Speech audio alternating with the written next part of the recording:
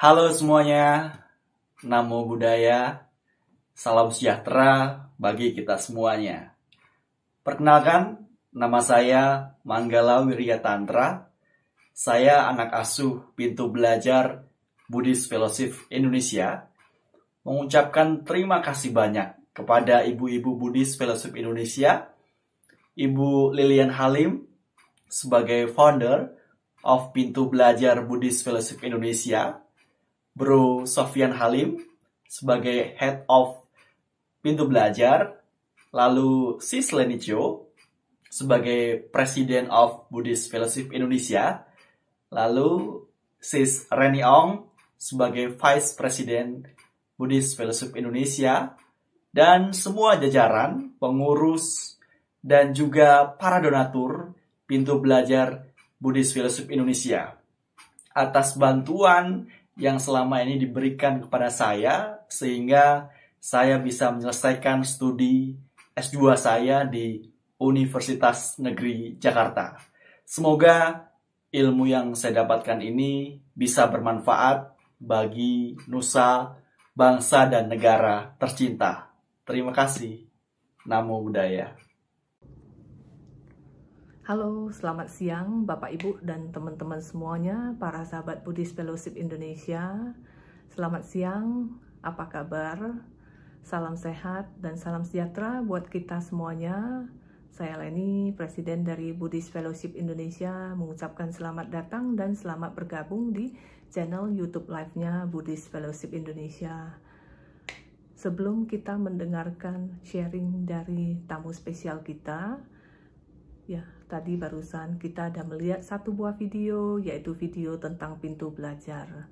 Pintu Belajar dan Buddhist Fellowship Indonesia didirikan oleh founder kami, Ibu Lilian Halim, dan saat ini Pintu Belajar telah memberikan beasiswa kepada kurang lebih 500 anak-anak Indonesia dari kalangan prasejahtera, mulai dari tingkat PAUD, sekolah dasar, sekolah menengah, tingkat universitas di S1, S2, maupun S3.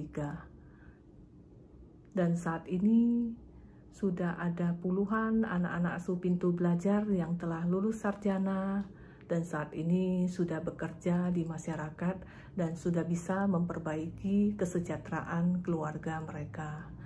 Terima kasih kepada ibu-ibu Buddhist Fellowship Indonesia, founder kami, Ibu Lilian Halim, dan para donatur lainnya atas support kepada Pintu Belajar selama ini. Ya, kepada Bapak, Ibu, dan teman-teman semuanya, para sahabat Buddhist Fellowship Indonesia yang tergerak hatinya untuk mensupport program charity dari Buddhist Fellowship Indonesia, Pintu Belajar, nanti bisa menghubungi sekretariat untuk informasi lebih lanjut.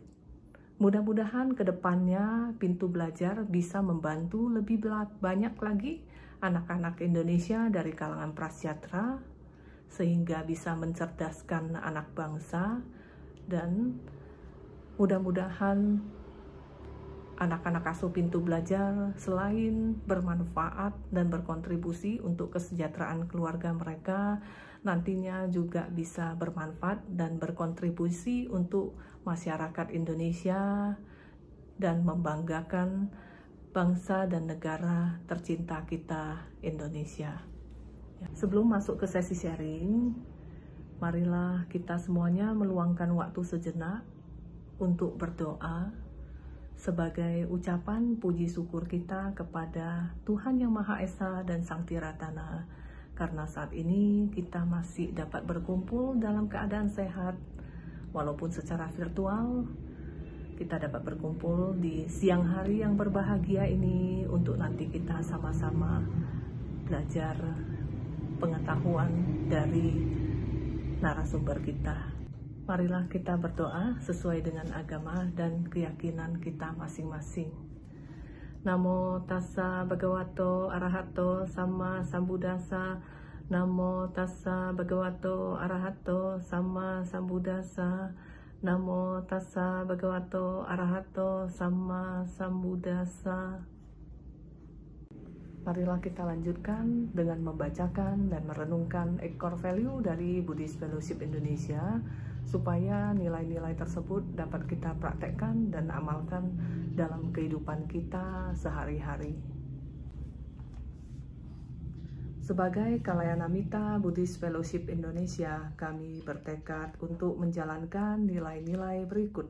1. Respek, penuh hormat kepada Sang Tiratana, mereka yang lebih tua, guru, teman sedama, dan semua makhluk hidup demi tercapainya hubungan yang sehat dan harmonis.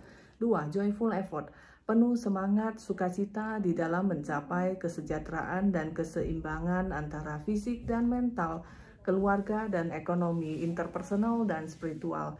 3. Integrity, menjalani hidup sesuai prinsip dan nilai-nilai kebenaran, baik melalui pikiran, ucapan, maupun perbuatan. Service, tidak mementingkan diri sendiri, melayani dengan tulus ikhlas dan sepenuh hati, demi kebahagiaan dan kesejahteraan semua makhluk. 5. Compassion, mengembangkan kebajikan dan welas asih terhadap sesama di dalam menjalani kehidupan yang tidak merugikan siapapun. 6. Learning, terus belajar dan meningkatkan kualitas diri, baik secara pengertian maupun praktek dhamma, demi kemajuan spiritual hingga tercapainya pembebasan sejati. 7. Self-reflection, melakukan introspeksi diri, mengembangkan kesadaran dan kebijaksanaan, penuh rasa syukur di dalam menjalani kehidupan yang penuh makna. 8. Faith, mengembangkan pandangan benar serta keyakinan yang kokoh untuk terus hidup sesuai dengan Buddha Dhamma. Sekarang di layar kita sudah kedatangan seorang tamu istimewa, Dr. Heru Suherman Lim. Ya. Selamat pagi Pak Dokter, apa kabar? Namo Buddhaya. Selamat pagi Cileni, kabarnya luar biasa. Namo Buddhaya. Cileni sendiri sehat ya Dr. Heru ya. Harus selalu sehat ya. Saat ini kondisi seperti ini harus tetap sehat. Oke, ya. Terima kasih, saya juga sehat. Ya, puji syukur ya. Terima kasih ya Dr. Heru yang hari ini sudah meluangkan waktunya yang tak berharga untuk berbagi sesuatu tentang pendidikan kepada kita semua di pagi menjelang siang hari ini yang berbahagia. Ya, oke. Saya juga ya, di layar satu lagi ada Bro Manggala Wirya Tantra MPD. Ya. Selamat pagi, Namo Buddhaya. Selamat pagi, Namo Buddhaya. Ya, Bro Manggala adalah salah satu anak asuh Pintu Belajar Buddhist Fellowship Indonesia yang saat ini sudah lulus S2 Magister Pendidikan di Universitas Negeri Jakarta ya. Dan saat ini sudah berprofesi sebagai seorang dosen ya di salah satu perguruan tinggi di Jawa Tengah ya. Semoga ilmu yang didapatkan bisa bermanfaat buat keluarga, masyarakat, bangsa dan negara Indonesia tercinta ya. Ya, oke. Mungkin Bapak Ibu dan teman-teman semuanya sudah sangat ingin mendengarkan sharing dari Dr. Heru Suherman Lim ya tentang bagaimana bisa membuka pintu kesuksesan melalui jalur pendidikan ya. Mungkin tanpa tunggu waktu yang berlama-lama lagi kita persilakan Dr. Heru dan Bro Manggala untuk memulai sesi sharing ini. Terima kasih. Baik, terima kasih banyak Isleni atas waktu dan juga kesempatannya. Hari ini kita sangat berbahagia sekali kedatangan narasumber yang sangat luar biasa tentunya. Nanti kita akan dengarkan banyak hal yang tentunya menginspirasi untuk kita semuanya. Namun sebelum ke sana, izinkan saya untuk membacakan profil singkat beliau, karena kalau saya baca semua sampai besok nggak selesai. Jadi beliau ini lulusan dari Universitas Pendidikan Indonesia. Beliau S3 Administrasi Pendidikan. Kemudian beliau ini juga sebagai Managing Director di Mutiara Bangsa School. Selain itu, beliau juga sebagai Managing Director di Bodiatra Indonesia. Dan saat ini beliau juga sebagai Kaprodi S2 di Sekolah Tinggi Ilmu Agama Buddha Semartungga. Selain kesibukannya di dunia pendidikan, beliau juga aktif membagikan pengetahuan Dharma kepada masyarakat luas, baik secara online maupun offline. Jadi di kancah nasional ya di Indonesia, beliau ini tidak asing ya, dikenal oleh berbagai macam kalangan ya, di berbagai macam lintas komunitas bahkan. Dan senang sekali hari ini saya juga bisa berjumpa langsung dengan beliau meskipun kita via virtual ya. Mudah-mudahan ke depan kita bisa live-nya tidak virtual. Hari ini beliau akan membawakan satu tema yang tentunya sangat menarik dan sangat bermanfaat untuk kita semua, yaitu membuka pintu sukses lewat jalur pendidikan. Nanti saya minta beliau untuk sharing banyak hal dan juga pengalaman dan tentunya quote-quote yang harus membuat kita lebih semangat untuk belajar, untuk terus mengasah ilmu kita, karena segala sesuatunya hari ini kita tidak bisa diam saja, tetapi harus mengikuti dengan perkembangan zaman. Saya langsung sapa saja Dr. Heru Suherman. Selamat pagi, Pak Dokter. Selamat pagi, Bro Manggala. Apa kabar? Luar biasa cerah sekali ya hari ini. Gimana posisi sekarang? Baik. So far so good. Sampai hari ini masih sehat. Omitoho. Mantap sekali. Bagaimana dengan Bro Manggala? Tetap ya, sehat ya? Sehat juga. Sama-sama. Semoga kita semua tidak ada yang terkena penyakit ya. Satu. Oke. Tanpa berpanjang lebar, ini nampaknya para audiens kita ini sudah nggak sabar untuk mendengarkan sharing dari Pak Dr. Heru. Nanti di waktu 30 sampai 40 ya menit boleh sharing, kemudian nanti setelah itu Q&A, tanya jawab yang akan disampaikan melalui chat di live YouTube ya. Nanti para pemirsa yang di rumah atau dimanapun berada, nanti boleh langsung chat di kolom chatnya di live YouTube-nya Buddhist Fellowship Indonesia ya. Nanti saya akan bacakan dan saya akan sampaikan kepada narasumber. Kepada Pak Dr. Heru, waktu dan kesempatannya kami persilahkan. Baik, terima kasih Bro Manggala sudah menjadi moderator yang luar biasa untuk membuka acara sharing ini, dan juga kepada Cileni dari Buddhist Fellowship Indonesia. Terima kasih. Saya berterima kasih sebenarnya sudah diundang kemari untuk berbicara dan untuk sharing kepada banyak sahabat Buddhist Fellowship ya. Oke, saya mohon izin untuk sharing layar ya, Bro Manggala. Nanti 10 menit sebelumnya mohon diingatkan ke saya ya. Karena kadang-kadang kita sudah berbicara itu suka lupa waktu ya. Oke, baik, saya minta izin share. Jadi saya diminta dengan tema dalam membuka pintu sukses lewat jalur pendidikan. Ini saya mungkin teman-teman atau Cileni melihat saya sepak terjang saya ini selama ini berada di dunia pendidikan, jadi saya diminta untuk berbicara tentang hal ini. Ya, oke, baik. Kita akan masuk kepada, kalau bicara tentang sukses ini saya selalu bertanya, selalu memulai dengan definisi. Jadi apa sih sebenarnya definisi sukses? Jadi awal-awal ini saya selalu mengutip dari Webster, Merriam-Webster Dictionary, dikatakan sukses itu artinya adalah apa? Yang ditulis di sana dikatakan adalah the fact of getting or achieving well, respect, and fame. Tadi saya lihat salah satu filosofi dari pintu belajar itu adalah respect juga ya. Itu satu hal yang sangat luar biasa yang dibutuhkan oleh setiap manusia. Jadi sukses, jadi menurut Merriam-Webster ini sukses itu adalah the fact of getting or achieve well, respect, or fame. Ada satu lagi teori yang didefinisikan oleh Webster ini adalah the correct or desired result of an attempt.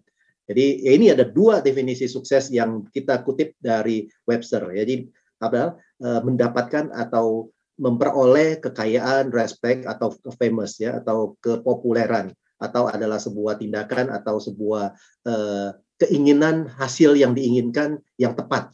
Jadi kurang lebih seperti dari sebuah perjuangan. Nah, terus kemudian ini menariknya seperti ini nih, saya mau tanya nih kepada Bro Manggala nih, biar kita bisa dua arah berdiskusi nih. Jadi sukses menurut Anda itu apa gitu loh, Bro Manggala? Ya, kalau saya yang penting pertama happy ya. Yang pertama happy, oke. Nah, kemudian yang kedua harus punya kemampuan ekonomi yang cukup nih.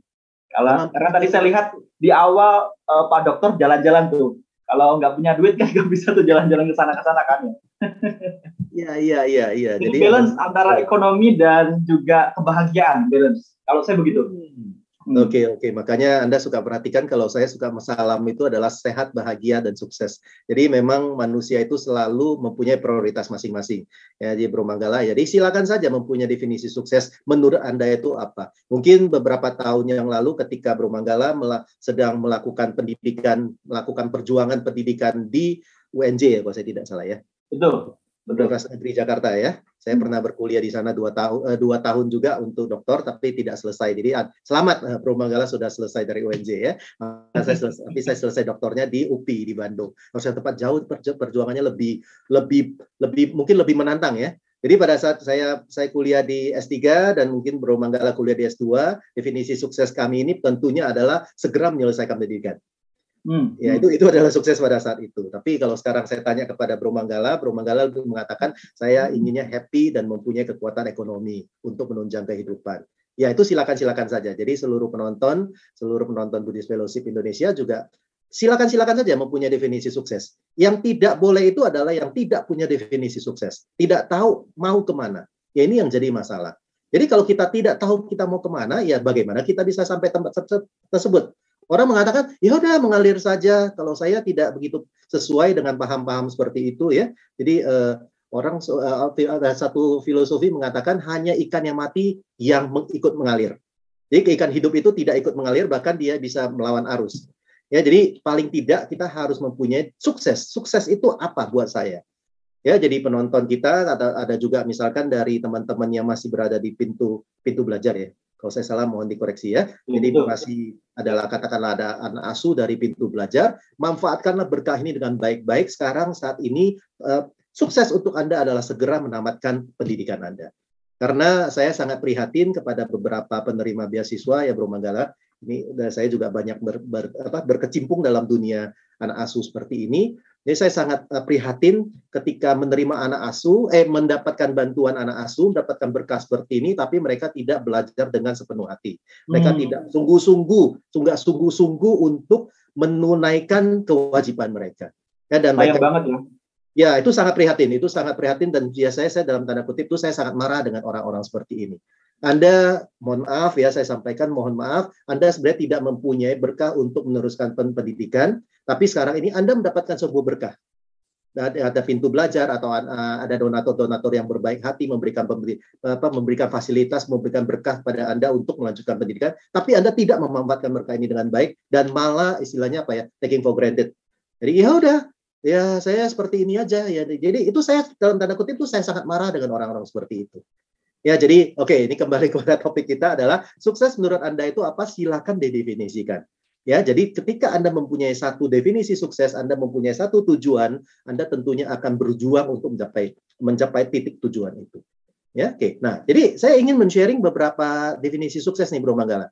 Nah, ini pasti orang kenal ya, selalu menjadi topnya, orang paling sering dikatakan adalah orang yang paling kaya di dunia ini. Ya, beberapa tahun kalau kita melihat survei-survei itu selalu beliau itu ada di dalam urutan 1, 2, 3. Ya, kadang di 1, kadang 2, kadang di 3. Walaupun tahun 2020 ini bukan beliau. Nah, ini adalah Warren Buffett. Warren Buffett itu mengatakan sukses bukanlah dinilai dari uang atau ketenaran, tapi dari seberapa banyak orang yang mencintainya. Wah, ini ngeri nih definisi suksesnya dari seorang Warren Buffett. Dalam banget ini ya. Dalam banget ya. Jadi dia mengatakan bukan hanya menilai dari berapa tebalnya deposito Anda, berapa tenarnya Anda, tapi dari berapa banyak orang yang mencintai Anda. Nah, ini menurut Warren Buffett. Nah, ini kemudian Barack Obama. Barack Obama mengatakan sukses bukanlah seberapa banyak uang yang bisa dihasilkan, namun mengenai perbedaan yang bisa dihasilkan dalam hidup orang-orang. Wah, ini penting nih. Jadi dia mengatakan ini uang Anda itu atau hidup Anda itu apakah sudah bisa memberikan perbedaan dalam hidup orang lain. Nah, ini penting ya. Ini dua definisi sukses yang sangat luar biasa. Kita lihat yang ketiga. Ini pertama dari tadi adalah seorang ekonomi yang sangat luar biasa, kemudian dari Presiden Amerika Serikat, dan kita lihat yang ketiga adalah Oprah Winfrey, yang dunia entertain, juga seorang pengusaha sebenarnya. Beliau mengatakan adalah sukses adalah apa? Perasaan terpenuhi di mana dirinya bisa lebih berguna bagi sekitar. Wah, ini Anda mengatakan ini makan kata-kata suksesnya orang kaya. Beda ya. Oke, kita lihat. Kita lihat berikutnya apa. Nah, ini menteri kita, Mas Nadiem. Juga seorang birokrat, juga seorang pengusaha. Ya, kita tahu Gojeknya yang sangat luar biasa, yang nilai valuasinya malah sekarang lebih tinggi daripada penerbangan nasional Indonesia. Ya, Gojek itu nilai valuasinya lebih tinggi daripada Garuda Indonesia. Ini sangat luar biasa. Beliau itu mendefinisikan sukses itu adalah apa? Keberanian untuk menerima kegagalan atau kemenangan. Wah, ini menarik sekali bagi saya. Jadi bukan saja menerima kegagalan, tapi juga satu kemenangan. Ada orang suka mengatakan dare to fail, gitu kan? Dulu ada satu buku yang sangat terkenal ditulis oleh siapa? Billy Lim ya, kalau saya tidak salah. Bro Manggala nggak tahu pernah baca bukunya apa tidak. Tahun 2090 akhir atau awal tahun 2000 itu ada bukunya sangat terkenal adalah Dare to Fail. Ya, berani gagal.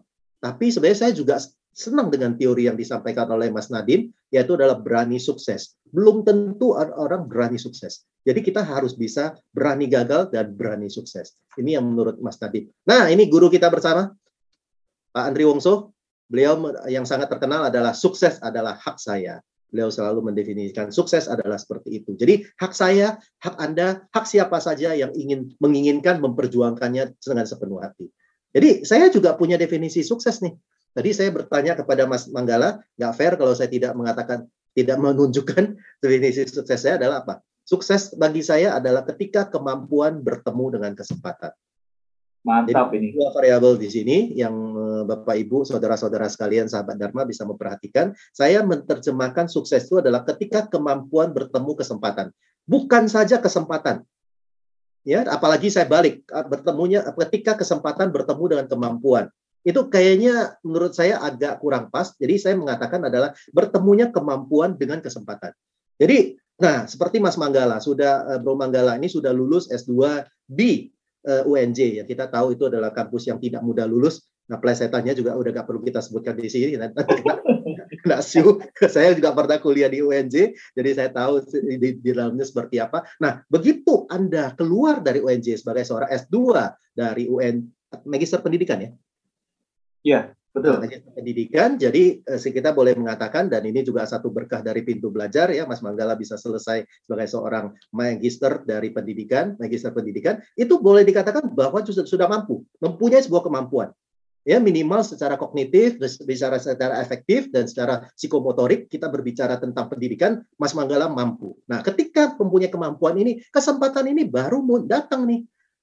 Ya, sekarang Mas Manggala kan sebagai dosen juga di perguruan tinggi di mana ya Mas Manggala ya? Di Raden Wijaya saya. Raden Wijaya, ya, Raden Wijaya. Ini rektornya juga sahabat kami ini yang luar biasa. Nah, jadi ketika ada kesempatan ini muncul dan Mas Manggala mempunyai kemampuan, nah inilah sukses. Sukses menjadi seorang dosen di Raden Wijaya. Ya, jadi kalau tidak punya kemampuan, hanya datang kesempatan, misalkan contoh ini, mohon maaf, Mas Manggala tidak mengikuti program Pintu Belajar dan tidak menjadi seorang magister, apakah kesempatan itu ketika muncul Anda bisa ambil? Anda bisa sukses dengan kesempatan itu? Tidak bisa. Jadi saya lebih suka mengatakan ketika kemampuan bertemu dengan kesempatan. Nah, kalau kita seperti seorang Buddhis, ya, kita suka ke Candi Borobudur. Dari Raden Wijaya ke Borobudur harusnya tidak jauh ya, paling sekitar 1,5 jam ya Mas ya, atau 2 jam. 2 jam.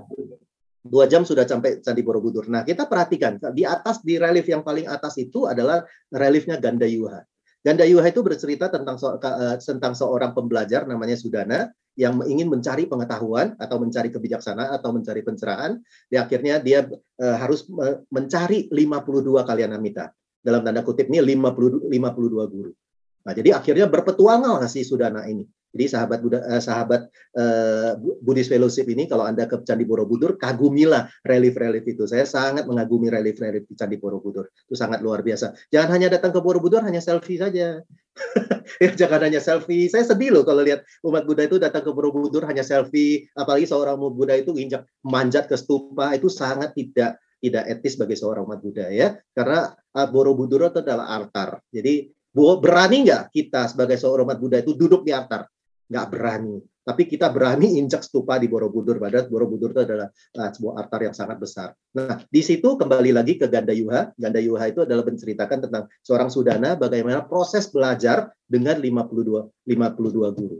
Nah, intinya atau pesan moralnya adalah apa? Pengetahuan, kebijaksanaan atau pencerahan atau apapun itu diperoleh dari mana? Dari usaha, dari mencari, dari belajar, bukan dari dapat bonus. Enggak ada seperti itu. Jadi ada satu usaha atau satu perjuangan untuk mencapai pencerahan atau mencapai sesuatu.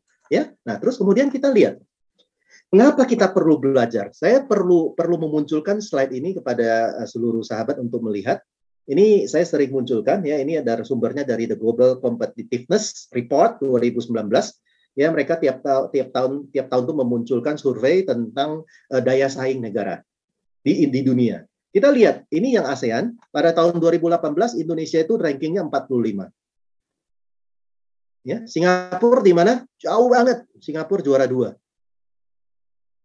Malaysia di mana? 25. Kita itu lebih tinggi daripada Brunei Darussalam, Filipina, Vietnam, Kamboja, dan Laos.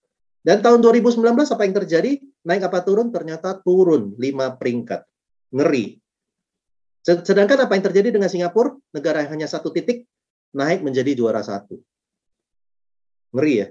Terus kemudian kita lihat, kemudian ada lagi dari World Competitiveness Ranking 2020, dan ini 2019 dengan 2020 disampaikan, apa yang terjadi sama surveinya, tetap Singapura adalah yang menduduki juara 1. Indonesia ada di mana? Juara 32 pada tahun 2019, dan turun menjadi ranking 40 pada tahun 2020. Saya membaca survei yang lebih baru atau tahun 2021, ternyata Indonesia kalau saya tidak salah adalah naik 1 atau 2. Ternyata saya membaca, pertama itu saya bahagia sekali. Waduh, ternyata Indonesia pada saat masa COVID malah naik juaranya, tidak turun. Begitu saya membaca lebih detail adalah apa yang terjadi, ternyata Indonesia itu tidak lebih tinggi, tetapi apa yang terjadi, yang lain itu peringkatnya yang turun. Jadi nilai yang dicapai oleh Indonesia itu tidak lebih tinggi daripada tahun 2020. Tapi kenapa rankingnya bisa naik? Karena negara-negara yang di atas Indonesia itu yang rankingnya nilai perolehannya yang turun. Jadi sebenarnya boleh dikatakan 2021 itu bukan lebih tinggi, tapi sebenarnya kurang lebih mungkin sama, tapi bisa naik karena nilai-nilai yang lain itu yang turun. Ya, oke. Jadi ini adalah mengapa kita perlu belajar, karena kita sebagai seorang umat Buddha juga adalah bagian dari orang Indonesia. Jadi kita ini juga memberikan kontribusi yang positif terhadap global World Competitiveness Ranking di dunia. Nah, terus kita lihat apa yang terjadi dengan Buddha. Apa yang diajarkan oleh Buddha untuk seorang umatnya atau untuk kita-kita. Nah, Buddha dalam Dhammapada 152 mengatakan seperti ini. Orang yang tidak mau belajar akan tua seperti sapi, dagingnya bertambah, tetapi kebijaksanaannya tidak berkembang. Nah, inilah hal yang sering disampaikan dan bisa menjadi satu cambuk atau satu pemikiran kepada kita. Bapak, Ibu, saudara-saudara sekalian yang menonton kita di Buddhist Fellowship ini, berbahagialah Buddhist Fellowship ini memiliki pintu belajar. Dari awal itu saya dulu pernah mengikuti awal-awal pintu belajar. Saya kagum sekali dengan Buddhist Fellowship yang sudah membuat satu program untuk memberikan bantuan kepada katakanlah orang-orang yang kurang beruntung dalam perekonomian keluarga sehingga bisa melanjutkan pendidikan. Karena apa? Saya yakin founder-founder dari Buddhist Fellowship ini menyadari bahwa begitu pentingnya pendidikan ya untuk mengangkat derajat kehidupannya. Tentunya adalah ekonominya. Nah, jadi orang yang tidak mau belajar akan menjadi tua seperti sapi, dagingnya bertambah, tapi kebijaksanaannya tidak berkembang. Ini menjadi satu hal yang perlu kita selalu ingat. Nah, kemudian Buddha juga mengatakan dalam berkah utama, kalau kita suka membaca Manggala Sutta, kita selalu membaca Bahusanca, Sipanca, Winayoca, Sukito, dan selanjutnya sampai Etang Manggala Mutama. Nah, ini yang diterjemahkan itu adalah apa? Berpengetahuan luas, berketerampilan, terlatih baik dalam tata susila, dan bertutur kata dengan baik, itulah berkah utama. Jadi nanti berikutnya kita akan lihat ada beberapa poin yang disampaikan oleh Buddha dalam Manggala Sutta ini. Nah, kita lihat jalur pendidikan itu apa aja sih? Jalur pendidikan itu sebenarnya ada 3 ya. Kita bisa lihat ada 3 scoop. Yang pertama itu adalah pendidikan formal, yang kedua itu adalah non formal, yang ketiga itu adalah informal, Yang kita bisa lihat adalah formalnya seperti saya dan teman-teman yang di Pintu Belajar, Bro Manggala dan lain-lain, ya ini adalah formal melalui sekolah, melalui pendidikan resmi. Katakanlah itu sekolah, apakah itu kampus, ya mau S1, S2, S3 itu adalah pendidikan formal. Kalau non formal itu adalah apa? Adalah pendidikan melalui masyarakat. Mungkin melalui les, untuk melalui training, webinar seperti sekarang, itu adalah non formal. Kalau informal itu apa? Itu adalah melalui keluarga. Ya, jadi kan harta yang paling berharga adalah keluarga, kan kayak gitu kan. Nah, jadi pendidikan pertama itu adalah dimulai dari keluarga. Kita bisa melihat dengan baik, Bapak Ibu, saudara-saudara sekalian, saudara-saudara sahabat Dharma sekalian, Anda bisa perhatikan, saya tidak memvonis sebenarnya. Ketika Anda melihat, saya sehari-hari di sekolah ya, saya sehari-hari di sekolah. Kalau saya bisa melihat biasanya anak-anak yang bermasalah di sekolah atau bermasalah di pendidikan, kalau setelah saya telusuri, biasanya keluarganya itu agak bermasalah. Entah kadang-kadang mereka itu adalah single parent, terus mereka orang kalau tidak single parent mereka itu suami papa mamanya itu mereka jarang ketemu, jarang berkomunikasi, walaupun keluarganya itu mereka banyak uang, banyak kaya, bisa memfasilitasi apapun kebutuhannya, tapi kalau mulai dari keluarga secara awal itu tidak diberikan pendidikan yang baik, itu biasanya anak-anak ke depan itu akan agak bermasalah.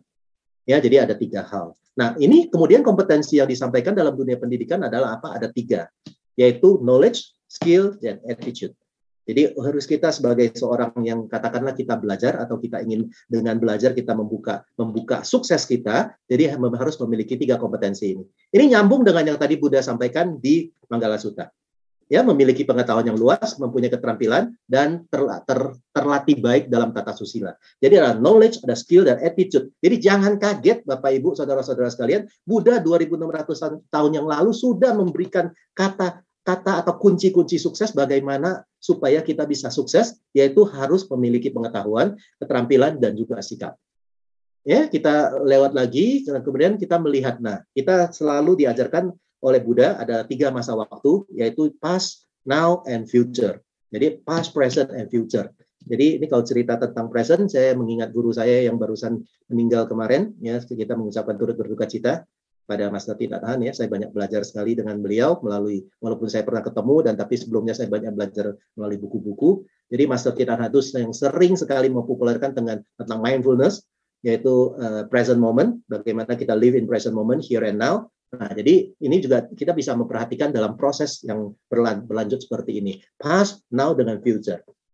Dan yang menjadi masalah pada kehidupan hari ini adalah datangnya COVID pada tahun 2010. Jadi seolah-olah ini future ini digeser menjadi hari ini. Jadi tomorrow is today. Jadi bisa dikatakan tomorrow is today. COVID ini mempunyai beberapa hikmah yang bisa kita pelajari atau kita dapatkan adalah mempercepat pertumbuhan teknologi. Dulu ya, kita jujur ya Bro Manggala, waktu kita kuliah, ada lulus tahun berapa ya Bro Manggala? Saya 2018. 2018, berarti 2 tahun sebelum COVID ya. Itu kalau jujur mau kita katakan, hampir kita tidak pernah mengenal apa sih yang namanya distance learning. Bukan mengenal, tapi kita tidak populer dan kita tidak nyaman dengan distance learning. Seperti menggunakan Zoom. Zoom itu bukan baru sekarang ada, sudah lama mereka eksis sebenarnya. Tapi kita itu nggak nyaman gitu menggunakan distance learning, ya pembelajaran jarak jauh seperti ini. Tapi dengan adanya COVID, apa yang terjadi? Ya kita menyaman-nyamankan diri dengan teknologi yang ada seperti saat ini, hari ini berkat COVID dan berkat teknologi, kita memanfaatkan teknologi ini, kita bisa berdiskusi pada siang hari ini yang sangat luar biasa ini. Nah, jadi memang COVID ini luar biasa ya, dan juga pada saat COVID ini saya mengatakan bahwa COVID itu benar-benar menunjukkan kepada kita ajaran Buddha sangat eksis, yaitu apa? Perubahan. Ya, jadi walaupun kita sangat sedih, kita juga sangat sedih dan kita sangat merasa hati kita tersayat-sayat oleh meninggalnya beberapa sahabat-sahabat kita dan banyak sekali teman-teman atau yang di luar sana yang kita tidak kenal tapi harus meninggal karena COVID. Ya, jadi kita tidak mengesampaikan itu, tapi ada hal-hal positif yang juga yang diberikan oleh COVID tersebut. Nah, yang mau saya sampaikan di sini adalah past, now, and future adalah berkaitan dengan ini. Mas Manggala, saya mau tanya nih sama Anda. Kira-kira menurut Anda 5 tahun ke depan kita atau Anda atau siapa saja ditentukan oleh apa? Pertama adalah komunitas atau jaringan ya. Komunitas atau jaringan. Oke, very good. Apalagi nih kira-kira? dengan skill kita.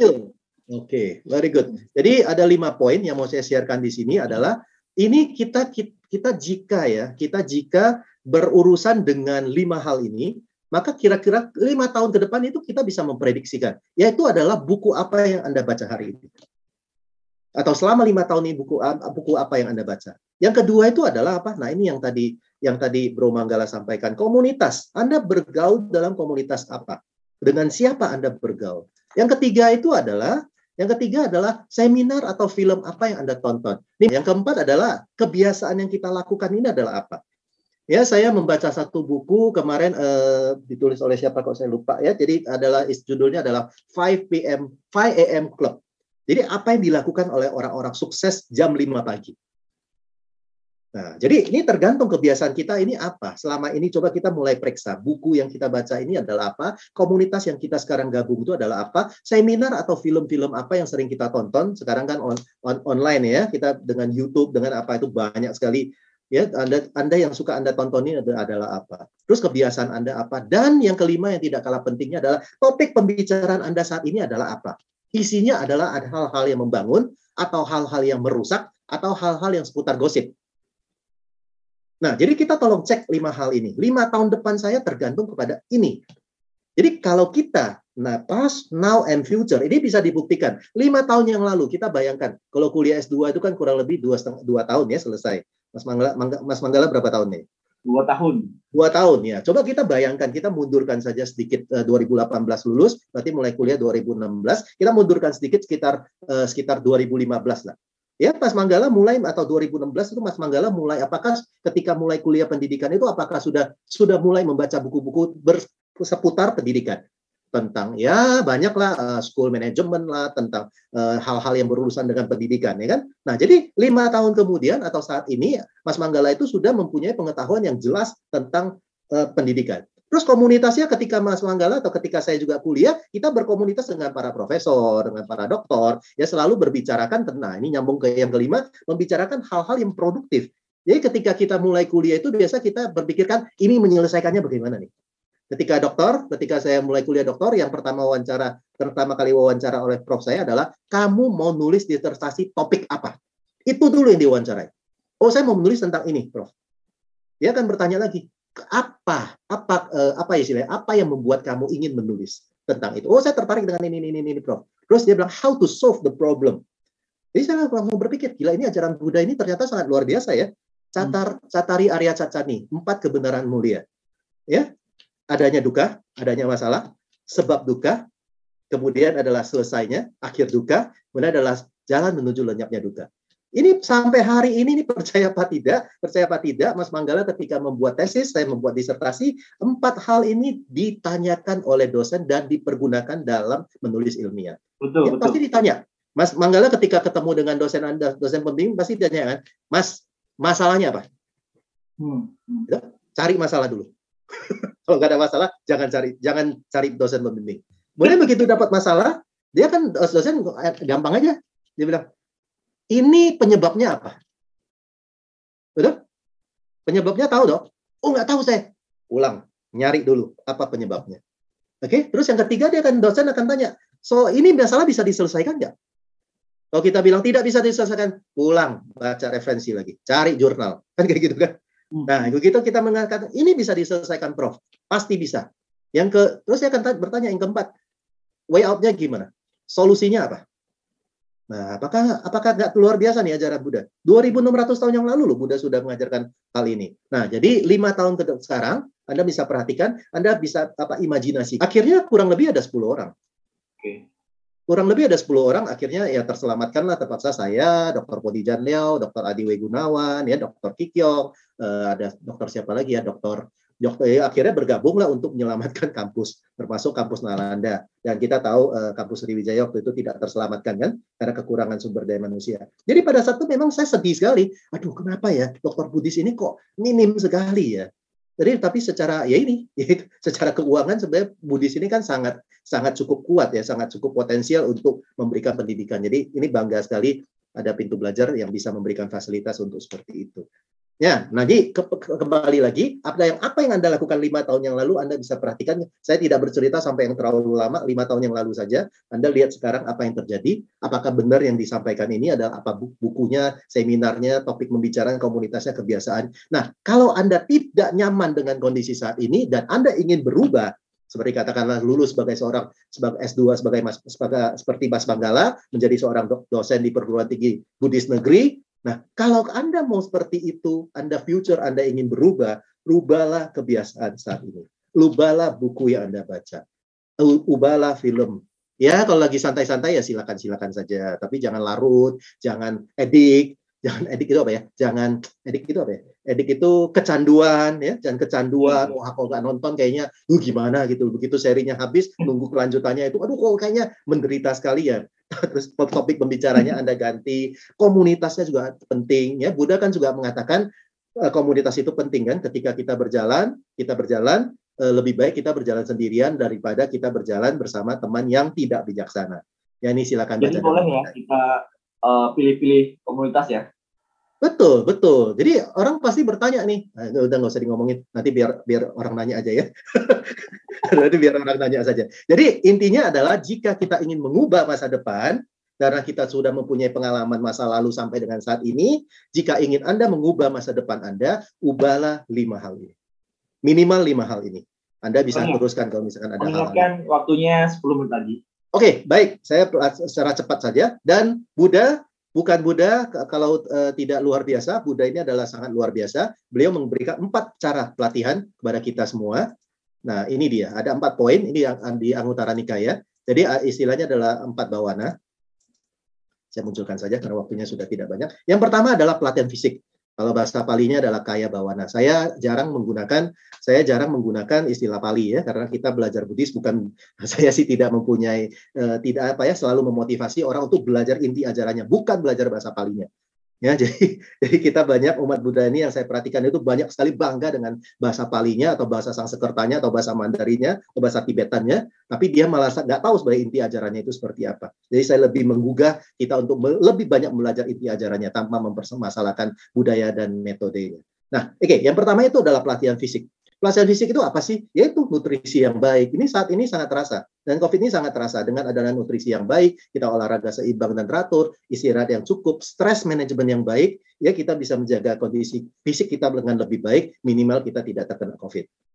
Ya, yang kedua itu adalah supaya kita juga bisa sukses melalui pintu belajar. Yang kedua yang harus ditingkatkan adalah sosial moralitas. Ya, di situ adalah kita sudah tahu bagi kita yang sebagai upasaka upasika ada 5 hal yang harus kita selalu kita patuhi dan kita perjuangkan dalam kehidupan kita sehari-hari, yaitu mencintai kehidupan, menghargai kepemilikan, menjunjung cita sejati, ucapan benar dan menjaga kesadaran. Ini Pancasila Buddhis lah ya. Anda lihat yang pertama itu adalah Panatipata. Ya, saya terjemahkan dengan kehidupan sehari-hari saja. Yang kemudian yang ketiga itu adalah mental spiritual, itu adalah Citta Bawana. Ini tadi adalah Sila Bawana, ini adalah Citta Bawana, yaitu yang pertama kita harus memiliki cinta kasih tanpa kekerasan. Kemudian adalah yang kedua adalah welas asih tanpa penyesalan. Yang ketiga adalah simpati tanpa penghakiman. Yang keempat adalah keseimbangan tanpa kemelekatan dalam kurung non-diskriminasi. Ya, jadi 1, 2, dan 3 sebenarnya tidak terlalu masalah lagi. Anda semua sudah tahu. Yang keempat ini yang penting adalah non-diskriminasi. Ini sangat penting dalam kehidupan kita sehari-hari. Kita masih sibuk menyesatkan katakanlah orang lain, ya kita merasa kita yang paling benar, yang satu merasa paling sakti, yang satu lagi merasa paling besar, ya. Jadi ya kalau kita masih memiliki mentalitas atau paradigma diskriminasi seperti itu, ya kita harus lebih banyak melatih diri untuk bisa mulai sedikit demi sedikit menyeimbangkan tanpa kemelekatan atau non-diskriminasi. Yang keempat yang tidak kalah pentingnya adalah intelektual atau kebijaksanaan. Ini adalah Panya Bawana. Jadi tadi fisik itu adalah Kaya Bawana, sosial moralitas itu adalah Sila Bawana, yang ketiga itu adalah mental spiritual adalah Citta Bawana, yang keempat adalah Panya Bawana, intelektual kebijaksanaan. Nah, jadi Buddha sudah mengajarkan kita caranya adalah apa? 1 dengan pariyati adalah to know, pati-pati itu adalah to do, praktek. Patiweda adalah to be. Saya menambahkan di bawah adalah to live together, itu karena konferensi UNESCO pada tahun 1973 membuat 4 pilar, menyepakati ada 4 pilar pendidikan, yaitu to know, to do, to be, dan to live together. Di Buddhis apakah to live together itu tidak ada? Itu sudah tercangkum dalam to know, to do, dan to be. Yang ingin saya tambahkan adalah satu adalah to learn, to learn. Jadi adalah learning to know, learning to do, learning to be, dan learning to live together. Saya ingin menambahkan satu adalah learning to learn. Jadi ini yang dibutuhkan pada saat ini adalah bagaimana kita belajar untuk belajar. Ya, ini adalah Buddhisnya. Nah, ini saya ternyata ketika membaca bukunya Eight Habits Stephen Covey menemukan hal yang kurang lebih sama yang dikajarkan oleh Buddha ya tentang fisik, sosial, spiritual, pengetahuan. Yang di Eight Habits dituliskan adalah apa? PQ, EQ, SQ dengan IQ. Itu fungsinya untuk apa? PQ itu adalah untuk melakukan. Ini adalah EQ-nya untuk melayani. Ya, kita sebagai seorang yang hidup dalam komunitas Buddhis, kita harus mempunyai EQ yang baik, bagaimana kita melayani umat Buddha dengan baik. Ya, jadi salah satunya yang sudah dilakukan Mas Manggala sebagai seorang dosen, kita melayani mahasiswa dan kita melayani umat Buddha seperti apa. SQ itu adalah untuk mengevaluasi, IQ itu untuk merencanakan. Nah, ini adalah to live, to love, to live the legacy, dan to learn tentunya di IQ-nya. Nah, oke, ini singkat saja, ini sepantarannya seperti yang kita tahu saja. Ya, jadi kalau sekarang kita masih mungkin ada di daerah sini, 2020, kita yang butuhkan masih ada 10 skill yang dibutuhkan pada tahun 2020. Apakah saat ini kita sudah memiliki skill seperti ini? Ya, karena sebentar lagi pada tahun 2025, ini bukan saya yang bilang ya, ini diterbitkan secara resmi oleh World Economic Forum ya. Dikatakan ada 10 skill yang dibutuhkan tahun 2025. Yang kemudian 2030 itu berubah lagi. Ya, ini yang dibutuhkan, ini hanya sekilas saja yang perlu kita tahu. Nah, ini saya ingin menekankan di sini, dalam Saddharma Pundarika Sutra dituliskan adalah, walaupun mendapat hujan dari awan yang sama di atas semua tanaman dan pohon, semak belukar dan kebun dan tanaman obat, masing-masing tergantung pada spesies dan sifatnya untuk tumbuh dan berkembang.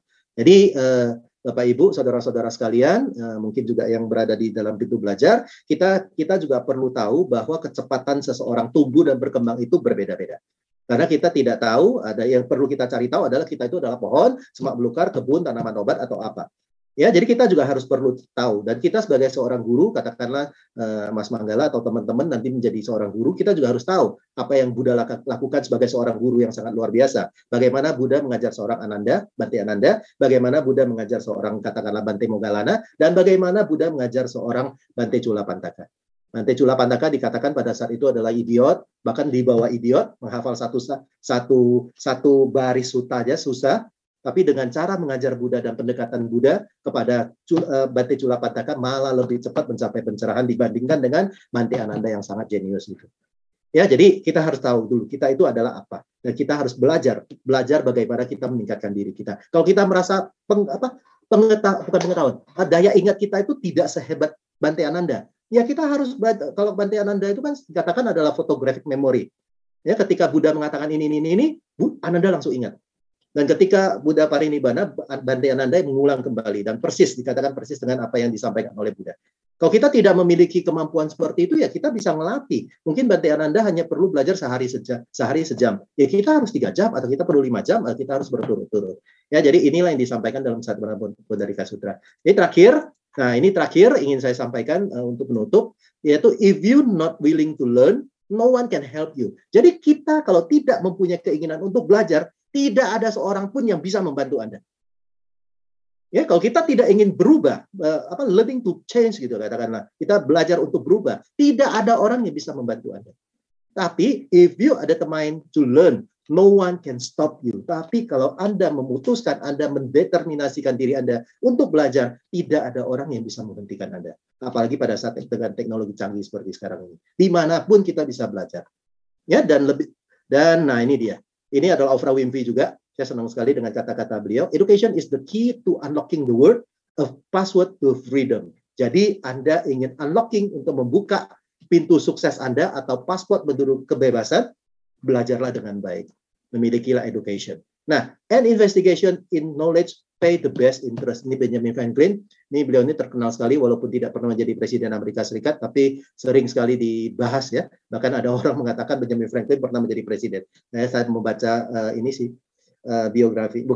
cerita-cerita tentangnya itu Benjamin Franklin itu tidak pernah menjadi Presiden Amerika. Ya, dia mengatakan investasi dalam pengetahuan akan memberikan bunga yang sangat baik, yang terbaik. Dan ini adalah yang sangat penting. dari Nelson Mandela, education is the most powerful weapon for changing the world. Jadi kalau kita ingin mengubah dunia, ubahlah diri kita dulu dengan apa? Education. Karena education is the most powerful weapon for changing the world. Bukan dengan nuklir, bukan dengan ekonomi, tapi dengan education. Terakhir, dari Buddha, kalau nggak kutip Buddha, nanti diomelin ya. Oke, dari Buddha mengatakan, mereka yang tidak menjalankan kehidupan suci serta tidak mengumpulkan bekal dalam hal kekayaan itu bisa berupa intelektual, bisa berupa skill, ya, bisa berupa benar-benar adalah materi kekayaan, selagi masih muda akan merana seperti bangau tua berdiri di kolam yang tidak ada ikannya. Tapi sebaliknya mereka yang tidak menjalankan kehidupan suci serta tidak mengumpulkan bekal kekayaan selagi masih muda akan terbaring seperti busur panah yang rusak menyesali masa lampaunya. Nah, ini kembali lagi past, now, present dengan future. Ya, jadi ketika kita tidak membaca buku dengan baik, kita tidak berkomunitas dengan orang-orang yang bijaksana dan orang-orang yang baik, dan kita tidak menonton atau kita tidak melihat film yang kita inginkan untuk mendorong kita punya kemampuan.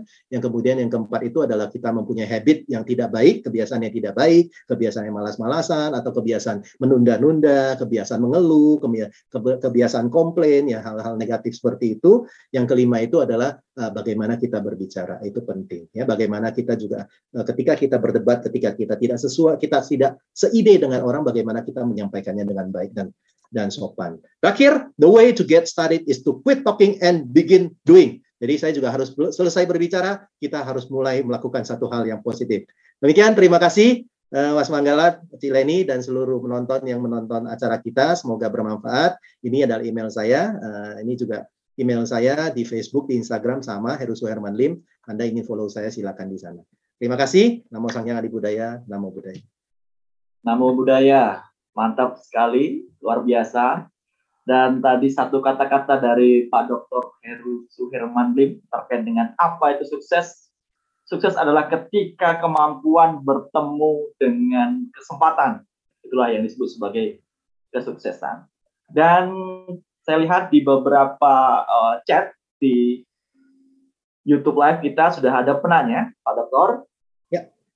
Saya langsung saja bacakan saja ya. Silakan. Oke, ini yang pertama. Selamat siang, Pak. Pak, ada orang yang mungkin pengetahuannya kurang, tetapi dia sukses di dalam kehidupan ekonominya. Apakah sudah dikategorikan sebagai orang sukses? Silakan langsung jawab saja. Oke. Contoh gampangnya adalah beginilah ya. Ini pengetahuan ini agak rancu ya, bukan gelar ya. Ini bukan cerita gelar ya. Kalau cerita gelar, saya jadi teringat sama guru kita juga nih, Pak Andri Wongso ya, motivator nomor 1 Indonesia. Gelarnya apa? SDTT, TBS, SSI. Wah, kaget kita kan? Gelarnya 3 juga sama dengan saya. Jadi SDTT, apa itu SDTT? Sekolah dasar tidak tamat. TBS itu apa? Tapi bisa sukses. SSI itu apa? Sampai saat ini. Ada seperti itu. Nah, kalau kita bercerita tentang gelar, ini mungkin ini sekilas saja. Kalau gelar memang saya dari dulu selalu suka memotivasi orang untuk mendapat pendidikan yang tinggi. Ya, karena memang saya selalu mengatakan begini ya. Pendidikan tinggi itu tidak menjamin seseorang itu lebih pinter, lebih cerdas daripada orang yang tidak mempunyai pendidikan tinggi. Tapi pendidikan tinggi itu minimal membuat paradigma kita berpikir itu lebih sistematis dan lebih rapi. Jadi ketika kita kalau kuliah S1, S2, S3 paling tidak kita 3 kali menyusun makalah ilmiah. Ya, skripsi, tesis dengan disertasi. Paling tidak itu ketika kita menyusun ini kita harus pemikiran kita harus rapi. Nggak bisa loncat sana loncat sini. Benar kan, Mas Manggala? Mana mungkin kan dia menyusun bab 1 tiba-tiba loncat bab 3, kemudian loncat lagi bab 5. Nggak bisa, harus sistematis, harus jelas. Bab 1 adalah pendahuluan, rumusan masalahnya apa, pembatasannya di mana, sistematika penulisannya bagaimana. Bab 2 itu baru masuk ke landasan teorinya kan dan kerangka pikirnya. Yang ketiga itu baru masuk metodologinya. Yang keempat itu adalah analisis dan pembahasan. Betul ya? Bab 5 itu baru kesimpulan dan rekomendasi misalkan. Nah, jadi memang harus kita kuliah tinggi itu bukan otomatis lebih pintar daripada orang, belum tentu memang. Lebih cerdas daripada orang, belum tentu. Tapi minimal pemikiran kita itu bisa lebih luas dan kita bisa lebih sistematis dalam berpikir. Nah, ditanya apakah kalau pendidikannya tidak tinggi atau pengetahuannya tidak banyak, tapi ekonominya kuat, apakah itu bisa menjadi sukses? Kembali lagi kepada orang tersebut. Definisi sukses dia itu apa? Karena apa ya? Dia itu harusnya malah kalau dengan Pak Andri Wongso itu saya senang. Dia mengatakan, waktu itu karena saya nggak punya duit, saya bukan tidak mau sekolah. Saya mau sekolah, buktinya apa? Anak saya sekolahkan sampai ke luar negeri, sampai pendidikan tinggi. Nah, jadi tidak arogan mengatakan bahwa pendidikan itu tidak penting. Terus sekolah tinggi-tinggi akhirnya nggak kerja sama gua yang tidak berpendidikan. Itu menurut saya itu sangat arogan dan sangat menyesatkan. Ya kebetulan aja, mungkin kebetulan ya dia sukses lah dengan cara-cara dan perjuangannya yang sangat luar biasa. Akhirnya dia sukses. Ya, tapi menurut saya statement yang disampaikan seperti itu adalah tidak pantas. Kalau nanti misalkan banyak anak muda itu pikir, oh iya si bapak itu aja bisa seperti itu. Yang saya mau tanya adalah orang-orang yang, mohon maaf, yang pendidikannya tidak tinggi, yang sukses itu ada berapa persen? Ya dok, kita berbicara tentang persentase saja. Jadi walaupun sukses, ya inilah yang dibutuhkan dalam yang diajarkan oleh Buddha 4 pelatihan tersebut, ya adalah fisik, sila moralitas, mentalitas dan tentang adalah knowledge-nya. Jadi tidak menjadi arogan dan mengeluarkan statement-statement yang tidak jelas. Ya, jadi kembali lagi tadi siapa yang bertanya, kembali lagi tergantung definisi orang sukses itu seperti apa dan bagaimana kita ingin sukses dan definisi sukses kita. Misalkan kita merasa, oh saya bisa kok, misalkan saya punya orang tua yang mewariskan saya, orang tua saya mempunyai aset 10 triliun misalkan, diwariskan kepada saya, ya saya bisa hidup dengan nyaman, saya bisa kaya, saya tidak perlu sekolah, ya itu ya hak dia juga sih. Tapi itu tidak bisa mengatakan secara arogan yang tadi saya katakan, oh bapak saya punya duit, gua nggak usah kuliah, nggak usah sekolah, nggak usah ngapa-ngapain, sampai gua mati duitnya juga nggak habis kok. Ya nggak bisa seperti itu juga sih ya. Oke, mungkin seperti itu yang saya bisa jawab. Oke, betul sekali, mantap. Jadi memang sukses itu tidak bisa disamaratakan ya, ini ya, definisi dan juga kategorinya ya. Ya. Oke, saya lanjut ke pertanyaan berikutnya, Pak Dokter. Ini dari Bu Rianti. Dokter Heru, lalu bagaimana dengan seseorang yang memiliki keinginan untuk melatih kemampuan tertentu melalui pendidikan formal, tetapi tidak adanya kesempatan di mana karena mereka benar-benar tidak memiliki biaya untuk bersekolah? Apakah ada kemungkinan memiliki sukses tidak harus melalui jalur pendidikan? Lalu bagaimana konsepnya? Ya konsepnya cari Cik Leni. Langsung ketemu solusi ya? Ya, itu solusi pertama dan utama. Yang pertama adalah cari Cik Leni. Ya, dan tentunya Anda memantaskan diri Anda untuk dibantu. Ini mohon maaf ya Bapak Ibu, saudara-saudara sekalian, saya mengatakan memantaskan diri untuk dibantu. Ada orang, sorry to say, ini saya karena banyak di dunia pendidikan, juga banyak berurusan dengan anak asuh yang tadi saya sampaikan, sudah dibantu, ya gini ya, kalau dulu saya dinasihati oleh nenek almarhum kakek saya, saudara seperti gini, kalau kamu, waktu itu keuangan kakek saya sih cukup bagus ya, dia mengatakan pada saya gini, kalau kamu nanti kalau miskin, harus pinter. Ya, jadi bisa dapat beasiswa. Kan kakek saya bijaksana sekali dari dulu ya. Jadi dia tahu walaupun keuangannya stabil, belum tentu kita bisa stabil selamanya kan keuangan seperti itu. Akhirnya benar pada kondisi tahun 70-an akhir itu keluarga saya bisnisnya agak goyah dan agak jatuh ya. Jadi makanya saya ingat pesan kakek saya, kalau kamu miskin nggak punya duit, harus pinter, harus rajin belajar. Ya, jadi orang membantu kamu, orang juga seneng gitu. Nah, jadi jangan sampai maaf ya, sudah miskin, males. Itu no one can help you. Dan orang tidak akan mau membantu Anda.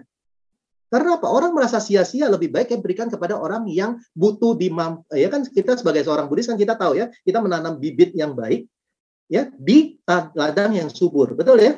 Jadi kita sudah mempunyai satu, katakanlah kita ingin membantu orang ini, kita nanam di ladang yang subur kan, sehingga tumbuhannya itu bisa memberikan panen yang baik. Walaupun saya yakin sekali donatur tidak ingin memetik. Walaupun dipetik pun selalu dipesankan untuk diberikan kepada yang lain lagi. Jadi anak-anak asuh ini sebenarnya tidak perlu minder. Orang miskin juga tidak perlu minder ya, tidak perlu dapat bantuan ya kita bersyukur saja. Kita dapat bantuan kita bersyukur. Tapi ingat baik-baik, ketika kita menerima satu berkas, sebuah welas asih dari orang lain, bertekadlah dalam hati, suatu ketika saya akan meneruskan kebaikan ini. Ya, hari ini saya mendapat, karena saya susah, memang saya butuh bantuan, saya terima bantuan ini.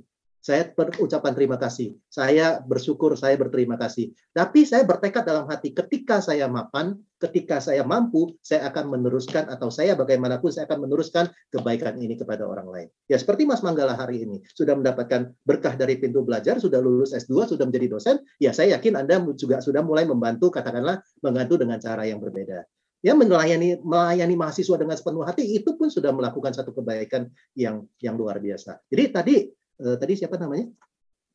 Wuryanti ya, Sister Wuryanti, don't worry. Saya waktu kuliah S1, saya juga, yang tadi saya katakan, keuangan keluarga saya juga lagi jatuh. Saya ketika kuliah S1 itu, saya kuliah S1 di Bina Nusantara. Jadi Anda jangan bayangkan Bina Nusantara saat ini ya, yang begitu mewah, begitu bagus, begitu luar biasa. Kalau seumuran saya, orang tahu Bina Nusantara pada tahun 91 itu seperti apa. Itu kampus namanya ATK. Singkatannya adalah apa? Aku terpaksa kuliah. Cita-cita saya pada saat itu adalah masuk UNTAR, Universitas Tarumanegara.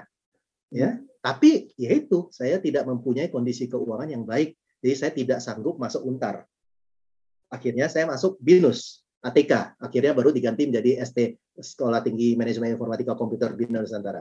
Ya itu karena apa? Itu karena murah dan saya hanya sanggup kuliah di sana. Ya nggak apa-apa. Ketika saya kuliah, ya saya sudah mulai ngajar les, ya. Saya sudah mulai ya melakukan sedikit-sedikit kerja supaya dapat penghasilan. Akhirnya saya begitu semester 3 saya sudah menjadi guru. Jadi tahun 92 atau 93 itu saya sudah menjadi guru di sekolah dan dapat penghasilan tetap. Dan akhirnya saya sedikit-sedikit bisa membayar kuliah saya sendiri. Ya S2 itu saya udah full membayar sendiri. Nah, jadi seperti itu, Wuryanti, kalau kita mempunyai satu tekad, ya orang selalu mengatakannya di mana ada kemauan, di situ ada jalan. Kita ada tekad, kita bisa mengvisualisasikan dan bisa mengaktualisasikan cita-cita kita. Tapi ya kembali lagi adalah tadi knowledge, skill, dan attitude adalah yang paling penting menurut saya, tiga-tiganya penting. Tapi yang kita apalagi sebagai seorang Buddhis, kita harus lebih mengencourage kita itu supaya memaksimalkan attitude kita. Ya, ketika kita bekerjalah dengan sepenuh hati, dengan profesional. Saya akan menyayangkan ya beberapa kita membaca nakes-nakes seperti itu, ada nakes-nakes yang nakal. Itu sebenarnya saya agak jengkel dan agak marah. Dan kondisi seperti ini pun ada masih ya saya tidak menuduh ya, tapi kan orang mengatakan dia menggunakan vaksin kosong dan vaksinnya untuk dia jual, gitu kan? Hanya karena mementingkan sedikit uang itu Anda melakukan hal-hal yang seperti itu. Nah, jadi sebagai seorang Buddhis itu sebaiknya tidak melakukan hal seperti itu. Bagaimana kita menjaga sila moralitas kita menjaga cita kita, ya spiritual kita, dan kita menjaga fisik kita, dan kita juga melengkapi diri kita dengan pengetahuan. Karena apa? Memang susah menjadi orang bodoh. Dari dulu juga sudah dikatakan, jadi orang bodoh itu susah, capek. Kasihan gitu loh. Jadi kita harus selalu mendukung diri kita itu untuk pelatihan melalui, ya kita belajar melalui formal. Kalau kita tidak punya uang, ya itu dari saya katakan ya bisa mencari jalur lah, cari Cileni, mungkin mencari siapa yang bisa memfasilitasi Anda belajar ya. Kalau tidak bisa kan bisa melalui non formal. Seperti Anda banyak melakukan pelatihan, ikut pelatihan yang dilakukan oleh wihara. Kan kayak gitu kan, wihara sekarang banyak sekali loh peduli dengan masyarakat dan dengan umat Buddha, ikut pelatihan, terus melalui sekarang Google banyak, YouTube juga banyak hal-hal yang bisa Anda pelajari dari sana. Ya sekarang apalagi kita sudah mau masuk ke zamannya metaverse. Kita yakin dan percaya bahwa sekarang kita hidup di zaman revolusi industri keempat, yang kita sudah masuk ke society 5.0. Kalau kita tidak meningkatkan kualitas knowledge, skill, dan attitude kita, ya zaman 5.0, society 5.0 ini sudah ya ini yang tadi saya katakan, COVID ini mempercepat pertumbuhan teknologi. Kita melihat sekarang sudah zamannya adalah artificial intelligence, kecerdasan buatan. Terus kemudian zamannya adalah robotik. Betul ya? Terus kemudian kita zamannya adalah virtual reality atau augmented reality. Tiga ini benar-benar bisa menelantarkan kita kalau kita tidak siap. Kita lihat, banyak pekerjaan-pekerjaan sudah mulai hilang. Contohnya adalah penjaga pintu tol. Anda coba baca, Mas Manggala coba baca kembali, mencari kembali data-data lama, berapa ribu orang, mungkin berapa puluh ribu orang penjaga tol yang dieliminir karena menggunakan otomatis. Banyak banget. Ya, itu sudah hilang. Yang sekarang kita perhatikan lagi, contact center. Contact center juga sering sekali sudah tidak menggunakan manusia. Sudah menggunakan AI, dan mereka sangat artificial intelligence, dan mereka sangat istilahnya chatbot ya. Sekarang mengatakan chatbot. Ya, dan mereka sangat ahli, sangat hebat, sangat luar biasa. Sekarang dokter-dokter saja Anda bisa melalui telemedicine ya. Terus kemudian kita lihat robotik. Robotik juga sudah mulai. Kita memperhatikan di dunia infrastruktur atau di dunia otomotif menggunakan robot sudah lama sekali. Dan sekarang kita lihat sudah ada anjing-anjingan yang robot yang bisa ketemu kita, bisa gonggong-gonggong, terus bisa kalau dia lagi sedih dia buntutnya bisa turun. Ya, yang benar-benar robotiknya sudah udah cyborg lah istilahnya. Ada cybernetic organism yang kayak gitu kan. Jadi udah dilengkapi dan kita bisa diskusi, kita bisa ngobrol ya. Dan yang ketiga itu kita melihat yaitu kita virtual reality, dan kita sebentar lagi mungkin kita menggunakan kacamata VR ya, Mas Manggala, Cileni pakai kacamata VR, kita udah bisa 3D, bisa duduk di satu ruangan yang sama dan kita bisa merasakan minum teh bersama, kita bisa bersalaman. Sekarang saja sudah 2D kan. Nah, kalau kita tidak melengkapi diri kita, tidak mengupdate kualitas knowledge, skill, dan attitude kita, ya bagaimana kita bisa hidup di zaman itu. Dan yang paling penting adalah bagaimana kita bisa menjaga kelestarian agama Buddha. Ini juga banyak, saya ingin menggugah banyak penonton, banyak donatur. Ya, saat ini kita sudah sangat banyak sekali wihara setia, bahkan saya datang sampai ke pelosok kampung, wihara kita sudah bagus-bagus, setia kita udah bagus-bagus. Ayo kita sekarang mulai mendukung pendidikan.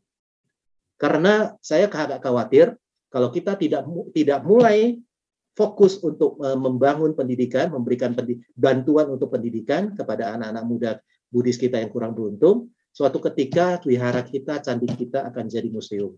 Akan menjadi candi yang terlantar seperti dulunya Candi Borobudur. Ya, jadi karena kita juga butuh sumber daya manusia yang terdidik ya dan mampu mempunyai kompetensi untuk mengembangkan agama Buddha dan bisa hidup pada zaman yaitu yang tadi saya katakan tomorrow is today. Kita bisa hidup saat ini dan kita bisa hidup untuk besok. Ya, demikian. Jadi jangan khawatir, Bu Rianti, solusi selalu ada jika kita mempunyai tekad yang kuat dan tujuan yang jelas. Terima kasih. Saya doakan sukses untuk Anda ya.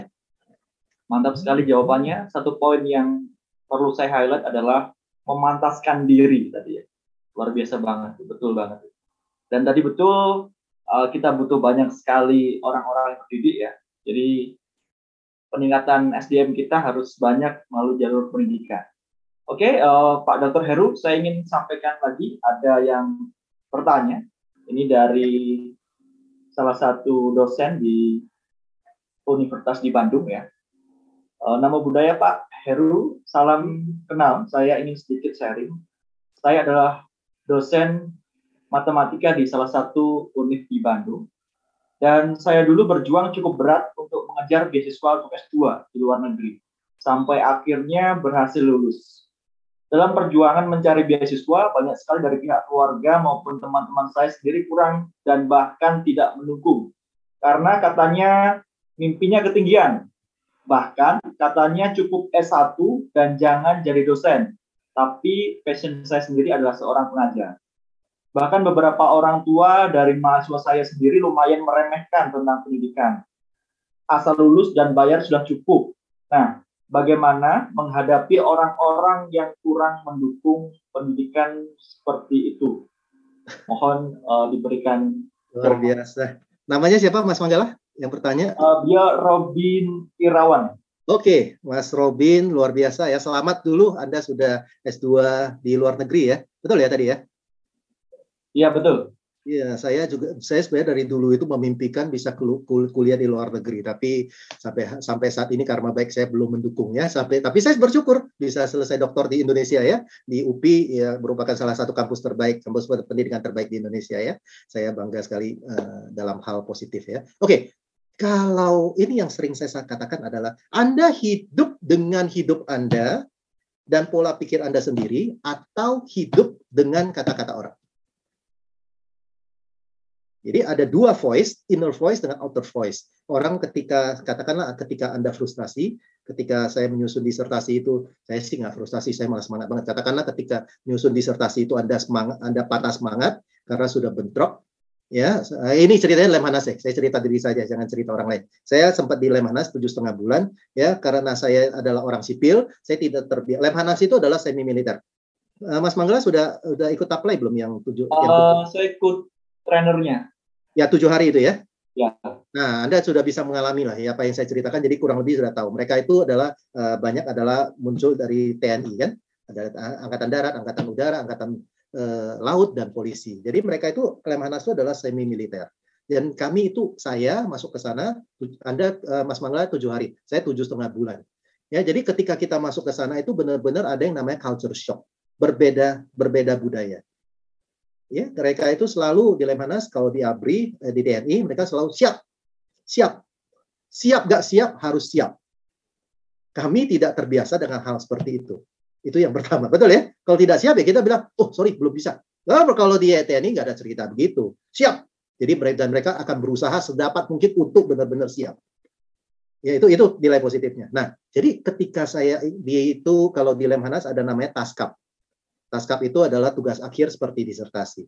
Nah, saya agak kurang beruntung ketika saya menyelesaikan taskap, saya agak bermasalah dengan pembimbing saya.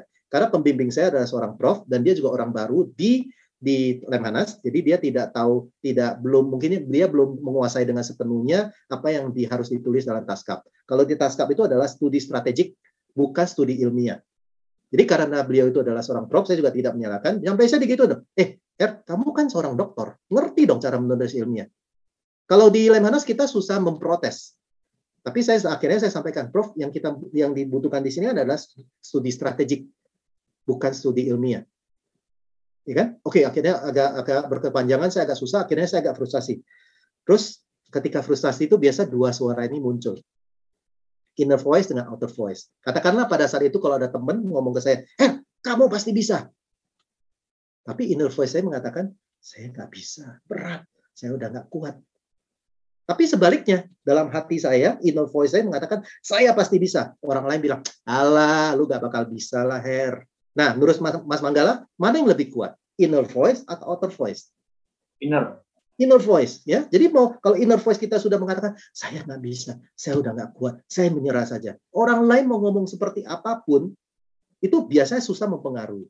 Tapi sebaliknya, ketika inner voice kita mengatakan, saya bisa, saya pasti bisa, saya mau usaha, saya tidak akan menyerah. Orang mau ngomong, alah, lu mah percuma lah, ngapain sekolah tinggi-tinggi, gak ada gunanya, akhirnya jadi dosen juga.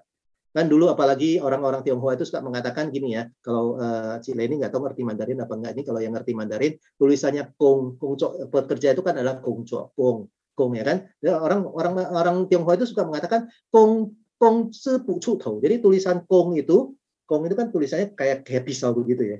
Jadi dia selalu mengatakan kong sepu tau. Jadi kalau kamu selalu bekerja tidak akan tau itu apa ya? Tidak akan maju, intinya seperti itu. Filosofi dulu orang Tionghoa mengatakan gini, makanya banyak orang Tionghoa, nggak heran, banyak orang Tionghoa zaman dulu, baby boomers, mereka adalah pengusaha.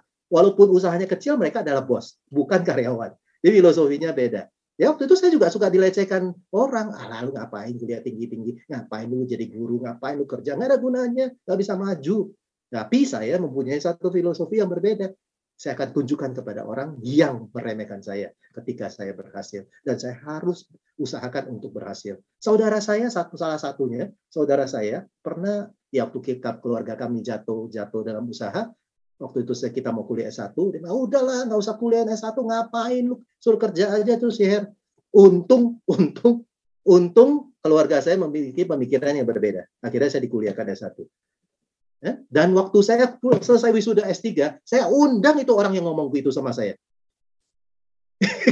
Nah, jadi kita juga harus, yaitu dalam tanda kutip yang tadi saya katakan adalah memantaskan diri. Ketika kita dihina oleh orang lain, kita diremehkan orang lain, ya kita harus menunjukkan diri kita. Dan kita berpikir apa ya, menunjukkan diri kita dan kita harus benar-benar upgrade skill kita, upgrade knowledge kita, upgrade attitude kita. Dan untuk menunjukkan kepada orang bahwa yang kamu katakan itu adalah tidak benar. Ya, jadi memang seperti itu. Apalagi ketika dihina, diremehkan, Anda down, Anda jatuh, Anda benar mengatakan inner voice Anda mengatakan itu benar. Dan orang akan mengatakan, apa kan kata gua? Benar kan? Tidak ada gunanya lu kuliah, tidak ada gunanya lu jadi dosen, tidak ada gunanya. Yang ya itu. Jadi kalau kembali lagi kepada diri kita. Ya, jadi Mas Robin, jangan khawatir. kita sebenarnya kita tidak hidup dalam kata-kata orang lain, kita hidup dalam filosofi kita sendiri, tekad kita seperti apa, visi kita seperti apa, ya kita perjuangkan yang kita mau itu sampai berhasil. Jadi yang saya mau katakan adalah profesi apapun akan membuat orang menjadi sukses. Ya, saya bukan di dunia multi level marketing, saya bukan di dunia asuransi. Saya disuruh jualan asuransi, waduh nggak sanggup saya. Jual 1 miliar, jualnya cuma kertas loh. Ya, Mas Mangga tahu kan? Polisnya 1 miliar, jualnya cuma selembar kertas loh. Kalau saya beli mobil 1 miliar, wah udah kelihatan Lexus yang keren atau Mercy yang keren, udah kelihatan barangnya. Tapi jualan asuransi itu cuma jual kertas. Nah, saya tidak ada di bidang sana. Saya tidak cocok di bidang sana. Dan apakah saya mengatakan multi level itu nggak baik? Enggak juga, banyak orang kaya di multi level marketing. Banyak orang sukses di asuransi. Ya, jadi seperti itu. Profesi apapun kalau dijalani dengan baik, dengan etos kerja yang baik, itu akan membawa kita kepada kesuksesan. Jadi jangan selalu mengukur kesuksesan dengan kekayaan yang ada. Itu belum tentu menjamin itu orang menjadi sukses. Demikian sih menurut saya, Mas Manggala. Terima kasih. Mantap. Dan terakhir, satu pertanyaan lagi yang akan disampaikan langsung oleh Sis Leni. Silakan, Sis Leni. Thank you. Oke. Terima kasih, Dr. Heru. Ya, tadi saya udah dengar pemaparannya sangat luar biasa sekali ya. Thank you, Anumodana. Thank you juga. Ya. Thank you juga Bro Manggala ya yang sudah membantu moderasi. Moderasinya juga bagus. Ya. Dr. Heru, saya izin bertanya ya, Dr. Heru. Nah, silakan Cileni. Kalau dari pendapat saya pribadi, saya juga sangat mendukung pendidikan formal ya. Mungkin seperti yang Dr. Heru katakan bahwa jenjang S1, S2 dan S3 itu ya pasti ada manfaatnya kan. Jadi bisa membantu untuk kita cara berpikirnya, wawasannya dan semuanya itu pasti ya kita akan dapatkan di pendidikan formal, baik itu S1, S2 maupun S3. Ya. Beberapa hari yang lalu saya sempat untuk melihat salah satu YouTube-nya Profesor Ronald Kesali ya, mungkin itu salah satu profesor terbaik di Universitas Indonesia ya, salah satu guru besar lah. Nah, di salah satu videonya yang barusan tidak lama diupload, ada konten tentang ledakan non-degree. Ya, kita tahu pada saat ini anak-anak muda milenial zaman sekarang ya, wah ada YouTuber Atta Halilintar dan lain-lain ya, Ria Ricis dan lain-lain, terus ada konten creator, wah luar biasa sekali ya. Maksudnya mungkin kalau boleh dibilang dari pendapatannya, kadang-kadang itu mereka mendapatkannya itu bahkan lebih dari seorang pengusaha yang mungkin sudah rintis bertahun-tahun ya. Ya. Nah, yang ingin saya tanyakan adalah itu adalah sebagian orang-orang dengan non-degree ya, dan salah satu lagi yang terakhir itu yang Gozali Everyday, dia menjual foto-foto selfie dia di OpenSea ya. Nah, dapatnya miliaran juga, yang sempat diwawancara sama ketua MPR kita Pak Bambang Susatyo ya di salah satu kanal YouTube-nya ya. Nah, Dr. Heru kan salah satu orang yang pakar di dunia pendidikan juga ya. Nah, pandangan Dr. Heru bagaimana tantangan untuk pendidikan formal? Nah, dibandingkan dengan memang saya, kalau dari saya pribadi, saya juga menyadari pendidikan formal itu sangatlah penting. Nah, tapi dengan adanya fenomena ledakan non-degree yang dikatakan oleh Profesor Ronald Kesali, ya. Nah, tantangan-tantangan ke depan untuk pendidikan formal itu bagaimana ke depannya. Sedangkan saat ini banyak ledakan non-degree yang prestasinya sangat melebihi pendidikan dengan degree tersebut. Mungkin Dr. Heru bisa memberikan pandangannya, dan mungkin apakah ini generasi muda Indonesia, dan di Buddhist Fellowship kan juga banyak anak-anak asuh ya, yang ratusan ya jumlahnya ya. Nah, itu apakah misalnya seseorang anak muda milenial zaman sekarang itu boleh berpuas diri dengan adanya pendidikan degree saja tanpa untuk menambah wawasan-wawasan di pendidikan-pendidikan informal lainnya? Ya, terima kasih. Baik, terima kasih. Cileni, ini pertanyaannya bagus sekali. Saya nggak sempat nonton konten Prof. Renal Kasali yang ledakan non-degree itu, tapi sebenarnya saya mau nonton, belum sempat nonton. Saya juga ngefans berat dengan Profesor Renal Kasali. Dan memang yang disampaikan oleh Prof. Renal itu tidak salah, dan saya juga sependapat dengan Prof tentang ledakan non-degree. Itu adalah pemaparan Prof tentang yaitu yang tadi yang disampaikan Atta Halilintar, terus atau siapa lagi ya, yang dulu pacaran sama Yuni Sarah, siapa? Lupa saya. Raffi Ahmad, ya, pendapatan mereka itu emang gila-gilaan. Pendapat mereka itu gila-gilaan. Tapi saya ingin bandingkan dengan contohnya Deddy Corbuzier.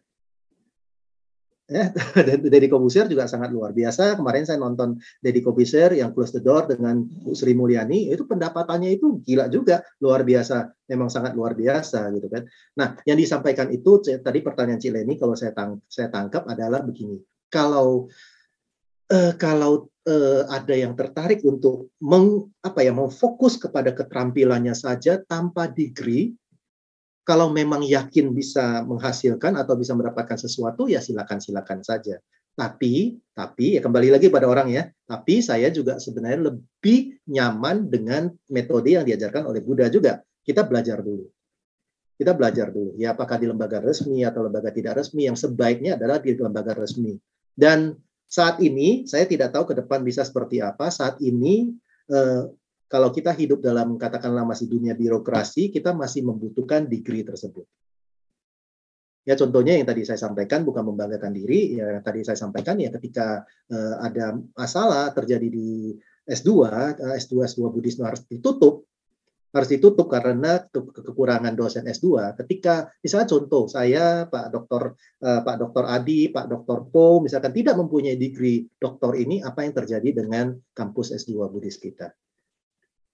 Ya, walaupun kita tahu di luar banyak sekali senior-senior kita yang walau tidak mempunyai degree resmi, mempunyai kemampuan yang tidak kalah hebatnya dan bahkan lebih hebat daripada kami-kami ini.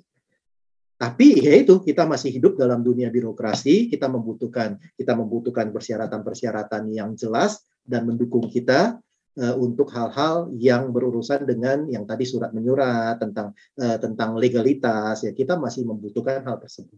Jadi memang saya tidak mengatakan bahwa non-degree itu tidak bisa sukses atau tidak bisa berhasil. Memang buktinya juga banyak sekali ya hal-hal yang itu kalau sekali si Atta Halilintar sekali bikin konten itu berapa miliar itu dibayar kan? Itu gila ya, kita sebagai dosen ya Mas kita sebagai dosen gaji 10 tahun aja nggak 1 miliar mungkin ya. Betul. Jadi tapi kan tidak bisa dibandingkan hanya dengan seperti itu. Tapi yang saya mengutip yang tadi yang Prof. Renal Kasali katakan juga adalah tentang yang useless generation. Jangan sampai kita masuk ke useless generation. Sebagai seorang Buddhis, kalau kita sebagai seorang useless generation itu sangat menyedihkan. Jadi kalau memang kita tidak, ya itu kembali lagi lah kalau saya agak keluar sedikit dari konten, kalau memang kita tidak punya passion untuk melanjutkan pendidikan resmi, ya minimal skill ya terus ditingkatkan dengan sangat baik. Jadi kalau kita perhatikan orang-orang sukses itu pasti memiliki 3 hal tersebut kan, knowledge, skill, dan attitude. Pasti mempunyai hal tersebut. Ya juga misalkan contohnya, tadi saya mengatakan tentang Deddy Corbuzier. Deddy Corbuzier itu kalau kemarin saya menonton ada satu dokter Indrawan Nugroho kalau nggak salah yang bergabung dengan timnya Deddy Corbuzier kan. Itu kenapa dokter Irawan Nugroho itu bisa bergabung dengan timnya Deddy Corbuzier ya karena Deddy Corbuzier punya sebuah tim yang sangat luar biasa, tim kreatifnya, tim konten, nyiapin materinya, dan hal-hal yang lain. Jadi kembali lagi kepada kalau kita sudah putuskan bahwa kita tidak mau masuk ke jalur degree S1, S2, S3 tersebut, dan kita mau masuk ke jalur non-degree, bukan berarti menutup pintu sukses, enggak juga sih. Tapi ya karena tema kita pada hari ini adalah membuka pintu sukses melalui jalur pendidikan, ya saya harus berbicara untuk memotivasi atau menggugah Anda untuk masuk membuka pintu sukses itu melalui jalur degree, jalur pendidikan. Jadi tapi sebenarnya tidak menutup kemungkinan untuk non-degree untuk menjadi sukses juga. Jadi intinya kurang lebih seperti itu sih, Cileni, yang bisa saya sampaikan. Terima kasih. Oke, ya terima kasih Dr. Heru, penjelasan yang sangat jelas sekali ya. Mungkin alangkah baiknya kita tetap mendapatkan pendidikan formal. Nah setelah itu mungkin jika kita ada minat-minat tertentu di pendidikan non formal, kita bisa dalamin lagi ya. Nah, jadi itu pendidikan formal tersebut masih sangat penting sekali ya di Indonesia ya. Saya tambahkan sedikit, Cileni. Saya lupa. Okay. Ini juga kata-kata Prof. Renal Kasali ini bagus banget. Dia mengatakan memang pendidikan degree itu saja, pendidikan resmi seperti itu aja memang tidak cukup. Kita butuh untuk mengeksplorasi. Ya, kita butuh skill untuk mengeksplorasi yang tadi saya katakan adalah learning to learn tadi.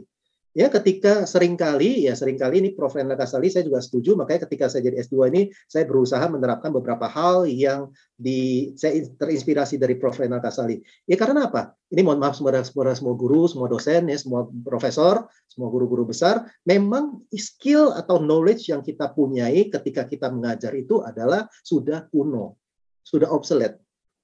Ya, jadi kadang-kadang bahkan seringkali guru, dosen, profesor itu tidak lagi mengupgrade dirinya. Jadi ini juga justru butuh seorang guru, seorang profesor, seorang dosen untuk selalu mengupgrade dirinya. Jadi tidak lagi bercerita dengan teori tahun 1945. Kita sudah berada di tahun 2020, ya 2021. Kita sebentar lagi, kita sudah bukan 2021 lagi, sudah 2022. Ya, saya pernah waktu itu dikritik oleh mahasiswa saya dan saya senang sekali. Waktu itu yang saya gunakan data adalah 2015. 2015. Saya paparkan pada saat saya mengajar kuliah, saya menggunakan teori yang saya kutip dari tahun 2015.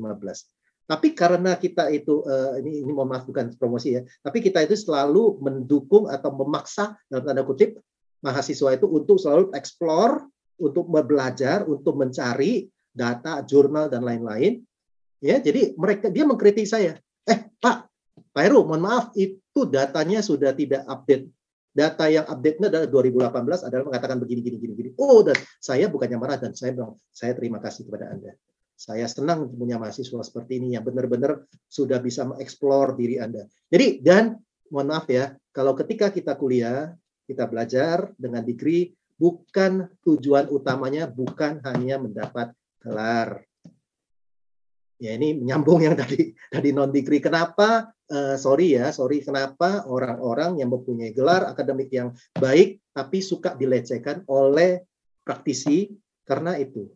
Mohon maaf, ya apalagi mohon maaf ada lagi kita tahulah ada beberapa kampusnya yang benar-benar yang penting kamu bayar ikut ujian pasti lulus. Itu enggak ya kayak gitu-gitu ya akhirnya benar-benar dilecehkan oleh yang kelompok-kelompok non-degree itu. Tapi ketika kita belajar, kita kuliah, ya kita maksa diri kita. Beneran loh, saya waktu kuliah S3 ya, saya memposisikan diri, waktu itu saya sudah mempunyai jabatan yang cukup tinggi di kantor. Saya memposisikan diri saya sebagai seorang mahasiswa. Saya ke kampus naik apa? Naik angkot loh. Kampus naik angkot, makan di mana? Kaki lima. Benar-benar memposisikan diri saya sebagai seorang mahasiswa dan saya nginep di mana? Saya numpang di wihara. Selama 3 tahun. Jadi kalau istri saya kebetulan mau ikut ke Bandung, itu saya bahagia sekali. Saya jadi turis, bukan jadi mahasiswa ya. Nginep di hotel, makan di restoran bagus, bisa jalan-jalan ya. Tapi kalau saya pergi sendiri dan saya memposisikan diri saya sebagai seorang mahasiswa ya seperti itu. Saya ke kampus naik angkot beneran loh, naik angkot, orang sampai nggak percaya. Makan di ya kampus kan banyak sekali kaki lima, saya makan di sana, nginepnya numpang di Wihara Wimala Dharma Dago, kalau nggak saya nginep numpang di Wipasana Graha Lembang, ya kan saya selalu seperti itu, memposisikan diri saya seperti itu. Nah, jadi yang saya mau katakan adalah benar-benar kita harus memantaskan diri kita. Memang kalau kita sudah berjuang untuk mendapatkan sebuah gelar akademik, berjuanglah benar-benar kita pantas menggunakan gelar tersebut. Bukan hanya sekedar bayar, sekedar ujian dan mendapat gelar. Ya, jadi itu yang penting yang Prof sampaikan. Prof Renal Kasali juga menyampaikan hal tersebut. Terima kasih Cileni, ini sudah memperkaya pemahaman saya. Terima kasih juga Dr. Heru yang hari ini sharingnya sangat menambah wawasan kita semua di dunia pendidikannya. Terima kasih Anumodana Dr. Heru. Terima kasih Cileni, terima kasih Bro Manggala. Terima kasih juga Bro Manggala yang sudah membantu moderasi pada pagi menjelang siang hari ini. Ya, mudah-mudahan sesi talk ini bisa membawa berkah dan manfaat buat kita semuanya, anak-anak asuh Pintu Belajar, generasi milenial dan generasi muda Indonesia ya. Ya, mudah-mudahan bisa menggapai cita-citanya untuk melanjutkan pendidikan ke jenjang yang lebih tinggi, dan jangan lupa kalau sudah mendapat gelar pun ya tetap saja upgrade dirinya, belajar terus dari manapun. Oke, mungkin sebagai penutup kita undang Dr. Heru untuk memberikan sedikit pesan-pesan ya, sedikit pesan-pesan dan sedikit kesimpulan terkait judul kita pada pagi menjelang siang hari ini. Kita persilakan Dr. Heru. Oke, baik. Terima kasih Cileni, Bro Manggala. Ya, saya kembali lagi sesuai dengan judul kita adalah membuka pintu sukses lewat jalur pendidikan. Jadi silakan di awal itu saya sudah sampaikan, silakan definisikan sukses menurut Anda itu seperti apa. Ya, jadi saya bagaimanapun saya tetap mengencourage ke semua, apalagi yang sudah ikut ke Pintu Belajar untuk menyelesaikan proses pendidikan degree ya, bagaimanapun seperti itu. Tapi ketika Anda kuliah, yang tadi saya sampaikan adalah ya harus Anda benar-benar kuliah dengan baik, mengasah diri Anda. Anda harus bisa bayangkan ketika saya masuk kuliah, awal masuk kuliah, saya harus melalui proses misalkan 3,5 tahun sampai dengan selesai saya membuat skripsi dan akhirnya saya mendapatkan gelar sarjana. Dan katakanlah dibantu oleh Pintu Belajar. Anda juga harus satu hal yang direnungkan adalah ketika sebelum saya sarjana dengan setelah saya sarjana, apa perubahan yang ada pada diri saya. Jadilah seorang yang bertanggung jawab.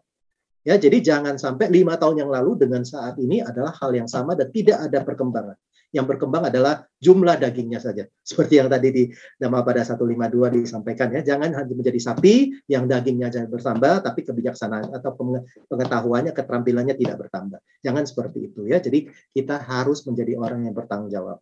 Dan kemudian saya kembali lagi mengatakan yaitu kalau kita sudah menyadari kehidupan kita yang sebelumnya seperti apa dan berdampak pada saat ini, kita ingin mengubah kehidupan kita yang lebih baik di masa depan, ada 5 hal, ya minimal 5 hal ini bisa Anda bisa jadikan satu inspirasi bagi Anda untuk mengubah diri mulai dari sekarang, yaitu adalah buku apa yang Anda baca. Ya, Anda mulai perhatikan apa buku yang Anda baca, apakah selama ini Anda suka membaca buku novel. Ya, saya tidak mengatakan novel itu tidak bermanfaat, enggak juga. Tapi maksudnya untuk mengupgrade diri Anda itu ya lebih baik Anda menghabiskan waktu, misalkan Anda membaca buku manajemen, buku tentang pendidikan, atau Anda bergerak di bidang perbankan, Anda membaca tentang perbankan, Anda orang asuransi, Anda membaca lebih banyak asuransi, terus bagaimana sellingnya, ya menurut saya itu jauh lebih baik. Yang kedua adalah ke komunitas. Makanya Anda perhatikan seringkali itu perusahaan-perusahaan sukses itu mereka membuat satu komunitas-komunitas untuk berkumpul ya, untuk sebagai wadah untuk sharing, untuk training ya. Jadi Anda silakan memilih komunitas yang baik. Jadi jangan atau hindarilah. Tadi saya berpikir ada orang akan bertanya, oh jadi kalau kayak gitu kita milih-milih teman dong. Kita nggak bisa dong berteman dengan orang yang tidak baik. Ya sebenarnya bukan tidak bisa, tapi alangkah baiknya kita tidak berteman dengan orang yang tidak baik. Anda di dalam cerita Zen, dalam cerita Buddhis juga sering dikatakan ketika kita itu berdekatan dengan tukang jual ikan, kita akan berbau amis. ketika kita berdekatan dengan tukang jual hio atau cendana, kita akan terhibas juga dengan baunya cendana. Jadi itu penting dan silakan Anda pilih. Anda mau berada di komunitas tukang ikan yang amis atau Anda ingin di harumnya kayu cendana. Yang ketiga itu adalah sekarang sudah benar-benar informasi ada di mana-mana. Kita hidup di dunia atau lautan informasi, lautan digital, ya Anda bisa melihat seminar atau film-film yang mendukung dari Google atau dari YouTube atau dari manapun, ya, atau dari ada webinar-webinar yang menarik yang Anda pikir Anda bisa cocok berada di sana dan memang Anda ingin meningkatkan diri di bidang tersebut, ya sampai hari ini pun saya masih mengikuti webinar-webinar tentang metodologi penelitian karena saya sebagai dosen butuh untuk upgrade diri saya dalam metodologi penelitian. Ya, kalau saya tidak mengupgrade diri saya dalam metodologi penelitian, ya bagaimana saya mau membimbing mahasiswa? Ya, jadi yang ketiga itu jangan pernah lupa tetap tentang belajar, webinar atau film yang Anda tonton. Ini lebih baik Anda menonton film-film yang berhubungan untuk mengupgrade diri Anda. Ya sekali-sekali bolehlah Anda, tapi jangan kecanduan. Yang keempat itu adalah mulai ubah kebiasaan. Anda cek diri Anda apakah kebiasaan kita ini selama ini sudah mendukung kita atau memberikan fondasi yang kuat kepada kita untuk mencapai kesuksesan. Kalau belum, mulai ubah kebiasaannya. Mungkin mulai dievaluasi dulu. Apa yang salah, apa kebiasaan-kebiasaan saya yang kurang baik, apakah saya suka mengeluh, apakah saya suka komplain, ya. Jadi kalau sebagai seorang anak muda itu saya suka menasihati, kalau kerja aja, all out. Jangan hitung-hitungan terlalu banyak. Karena apa? Ketika Anda bekerja itu Anda sedang mencari pengetahuan, Anda sedang mencari pengalaman. Malah Anda yang harusnya bayar kepada perusahaan. Ya, jadi harus all out, jangan dikit-dikit hitungan, ya. Jadi Anda perhatikan deh, orang-orang yang banyak hitungan itu biasanya agak sulit untuk maju. Yang kelima itu adalah topik pembicaraan. Topik pembicaraan kita selama ini adalah apa? Apakah, mohon maaf, masih berhubungan dengan yang porno-porno, ya kadang-kadang lucu, ya. Kita berbicara yang hal-hal yang porno, makanya kembali kepada komunitas.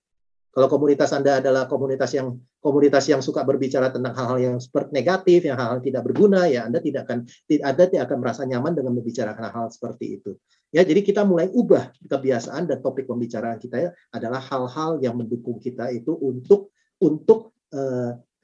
menapaki jalan-jalan menuju kesuksesan. Ya, jadi minimal 5 hal tersebut yang saya bisa sampaikan. Jadi dan ada 4 pelatihan yang diajarkan oleh Buddha, yaitu pelatihan fisik, bagaimana kita menjaga fisik kita dengan baik, kita bisa sehat sehingga kita bisa melakukan banyak hal dan kita bisa melakukan banyak kebajikan juga tentunya. Yang kedua itu adalah tetap mempertahankan sosial moralitas. Ya, bagaimana kita bisa mencintai kehidupan, kita menghargai kepemilikan, kita menjunjung tinggi cinta sejati, ucapan kita adalah ucapan yang benar. Ya, kemudian yang kelima adalah kita menjaga kesadaran.